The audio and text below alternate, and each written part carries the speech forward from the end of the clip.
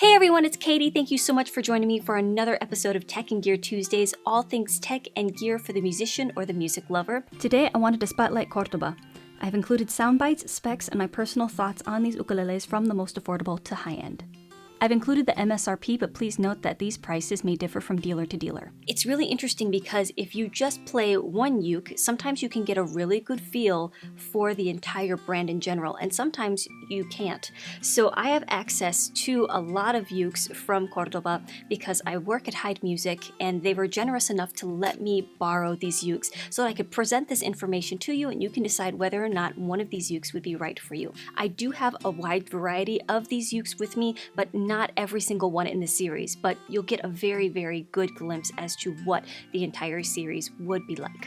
Something to note about all of these ukes is that they all feature a solid headstock, so there's no slotted headstocks, and they also have open geared tuners. None of them are covered. I think that that's really smart because what covered geared tuners can do is it adds weight to the headstock, and that could cause the ukulele to be unbalanced. That could be a reason why you have open geared tuners.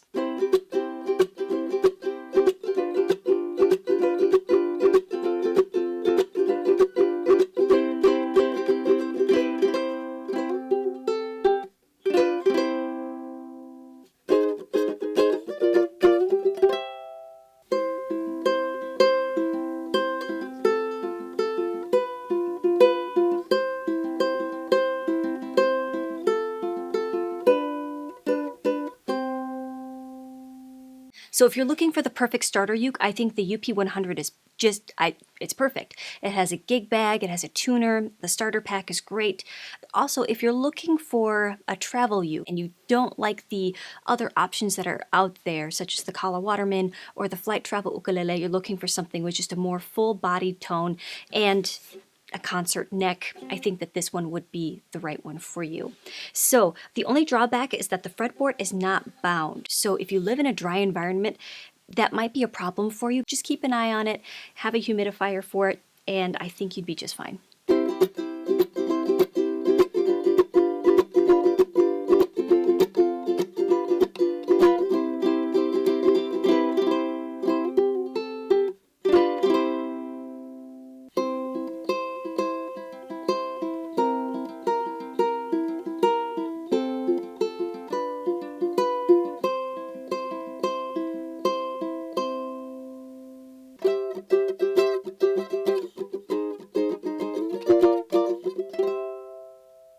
Now the 15cm is by far the most popular in my opinion. I see it all over blogs and the internet of this ukulele being the best beginner ukulele.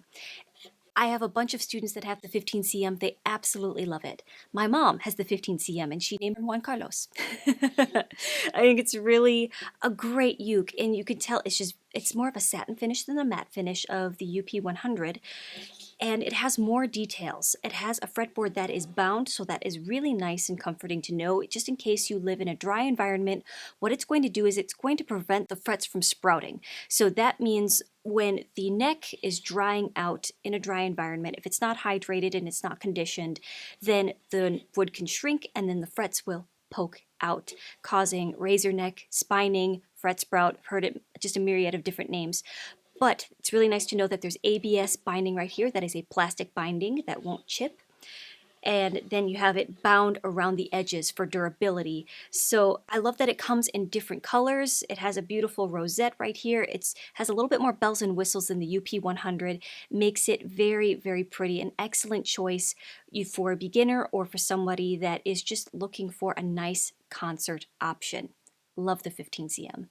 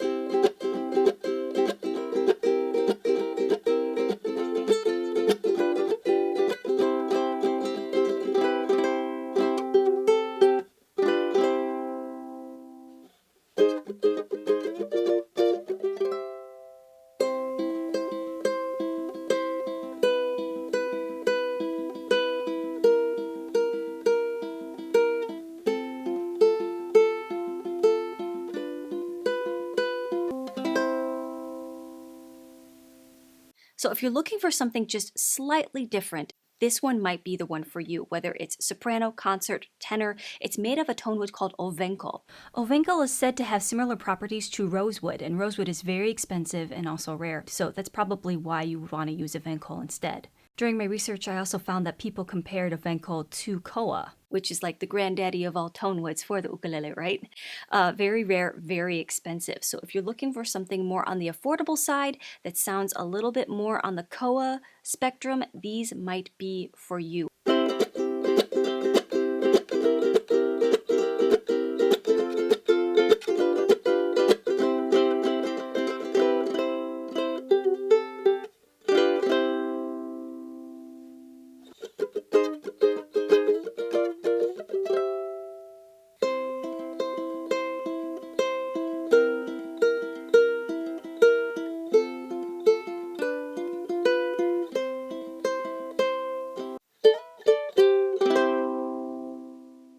I love solid top spruce. I love the way that it sounds. It's a punchy, clear tone. It's very light, but you know, when it comes to this instrument, it feels light, but it doesn't feel cheap. And that can be hard to do. So if you like the lightness of the spruce, just the light tone wood right here and the contrast of the dark sides, this might be the one for you. It has a traditional rope binding around the rosette right through here and then all along the edges. Just a lot of attention to detail.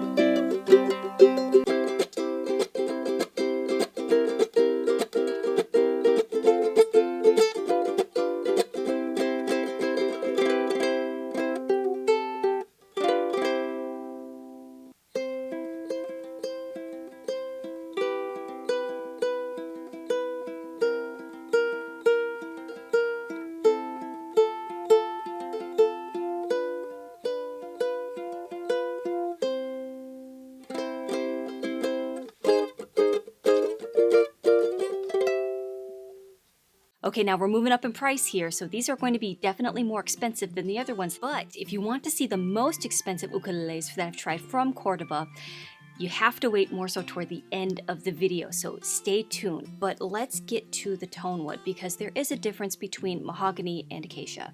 Mahogany is lighter and less dense than acacia and produces a warm tone yet with an open brilliance. Mahogany changes in color and tone over time, making it even more rich in color and tone. Acacia is heavier and more dense than mahogany and produces a deep, rich tone with a great mid-range presence. This wood is known for its beautiful luster and unique wood grains. So if you play pieces that require you to use the upper part of the fretboard, or if you're looking to challenge yourself and you want to learn pieces that require the use of the upper part of the fretboard, this might be the one for you with this cutaway. I have strung this one with a low G. This one is mine. So this one does not belong to Hide Music. It belongs to me. This one belongs to Hide Music. I love this one. If you're looking for something where the frets are just a little bit closer together, but not quite like a soprano, then the concert might be the one for you. I do love concert ukuleles for that. I think they're very versatile. And if you're not really looking to play really on the upper part of the fretboard and you need a cutaway, this also might be the one for you as well.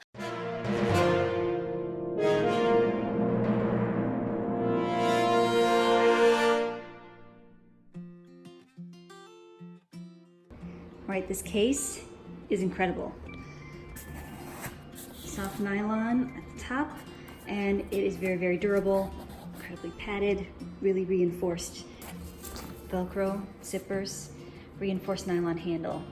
So yeah, the pocket is not, in my personal opinion, it's not really a pocket. I mean, it can hold a credit card and maybe, you know, some other very, very, very thin, small things it's okay. That's just my personal opinion. I like things with a little more depth, but of course I understand because you don't want to take away from the design. Oh, isn't she lovely? Isn't she wonderful? Oh yeah. Glossy finish. That beautiful, beautiful rosette, that abalone, gorgeous. Córdoba 35T. So yes, this is a tenor model. As you can see, it has a low G. The headstock is different on this one than the other headstocks. It's just definitely more decorative, feels a little bit more high end. The joint between the headstock and the neck joins really, really up high on the neck. It's really can contribute to the resonance of the instrument. Woo, look at that binding, just pretty. And then these are book matched. Do you see that? Very cool. I'm at the Hyde Music acoustic room. Let's hope the humidifier doesn't turn on while I'm playing and testing this out. But I wanted to test it here because these things are apparently very, very hot ticket items. So to take it out of the store, even just for maybe even 12 hours that I would need to make a review on this, yeah, they've been selling. And I think for a reason too, because look at this. This is absolutely gorgeous. It's so stunning. Just beautiful glossy finish. When I saw these at NAMM, I'm like, oh, these are pretty.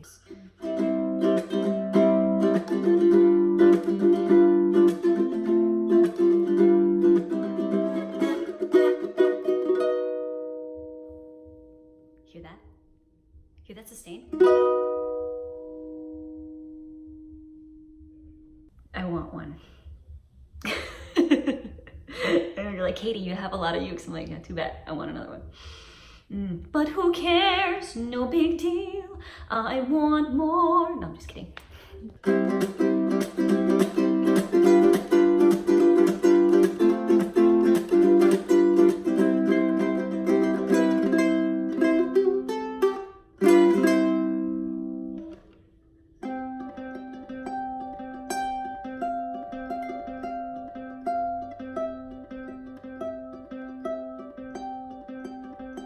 Okay, so this is the beautiful 35 TCE, and I believe that this is the one that I played at NAMM.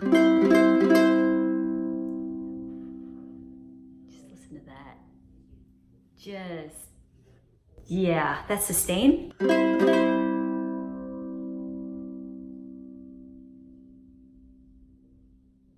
This is incredible. It's so pretty. It's so deep and rich, and I think that is also because of the tone wood and that low G. It's the tenor model. The cutaway is just, it allows you to access the upper part of the fretboard. It's just absolutely stunning, just like its cousin. This is just beautiful. And then everything is just crystal clear up on the upper part of the fretboard.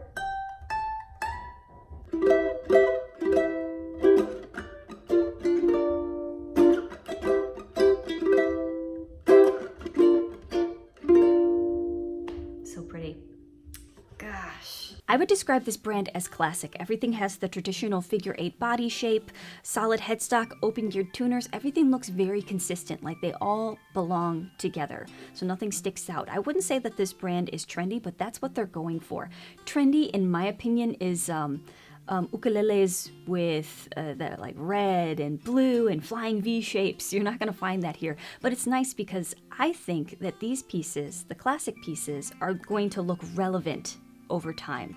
Everything plays consistently, in my opinion, from the UP100 to the 35T. Of course, they're going to be different because with the 35T or even the 25T CE, you have the higher end finishes, the beautiful tone wood, but you're seeing something for everybody. You're seeing from the entry-level player, you're finding something that you would need with the UP100 and the starter pack, to the 15 cm, and then to the 25 TCE, you're seeing room to upgrade within the brand. And I've actually had that happen quite a few times where I've had students with the 15 cm love their 15 cm. They try other ukuleles to, upgrade because they're looking for something just a little bit more advanced to fit their needs and their playing style, like a tenor with a cutaway. They go to other brands and they're like, something just feels a little different about it. And then they go back to the Córdoba and they're like, yep, this feels like home.